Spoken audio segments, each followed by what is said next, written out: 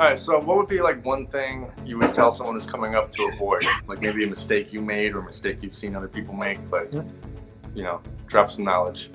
My biggest thing is be consistent. If you're going to post a video once a week, do it every week, once a week. If you're going to go live once a week, go live every week, once a week. If you're going to say you do 5 videos a week and do it maybe for 2-3 weeks, and you stop, you're like, too much work. I'm like, okay. I've gone to Upland Chamber, my local chamber here. I'm the only one who, actually no, Eric and Larry have been consistent too. That I've been consistent, podcast every week. It's work. I do podcasts, I post one every week. It's work. People will try to do it and they get busy and they do this. You have to be able to go, okay, if I'm gonna do this, I'm gonna do this right. It'll take a lot of work, a lot of energy. But if you want to build your social media to build your practice, build your reputation, you have to be consistent. Think of it as a marathon, not a sprint.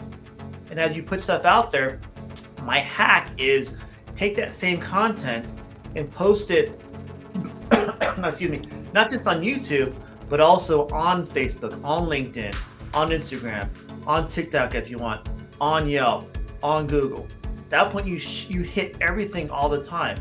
So you have set information, and as you build up your YouTube channel, that's when you have a library of videos to link back to every time too. Link from Facebook back to your YouTube channel, link from Instagram back to your channel. Even Google Plus or Google business page allows the same thing, link back to your YouTube channel.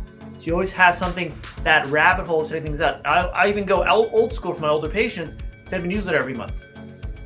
Monthly newsletter again, keeping it simple, take the playlist from my YouTube channel, linking that to the newsletter every time.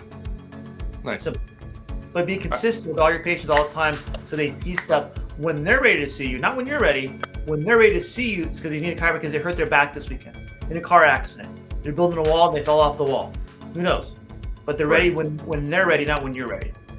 It's an interesting business, like you were saying, because you need to be in their mind. And if they've seen your videos and they know you exist, and then they're like, oh yeah, I should go do this.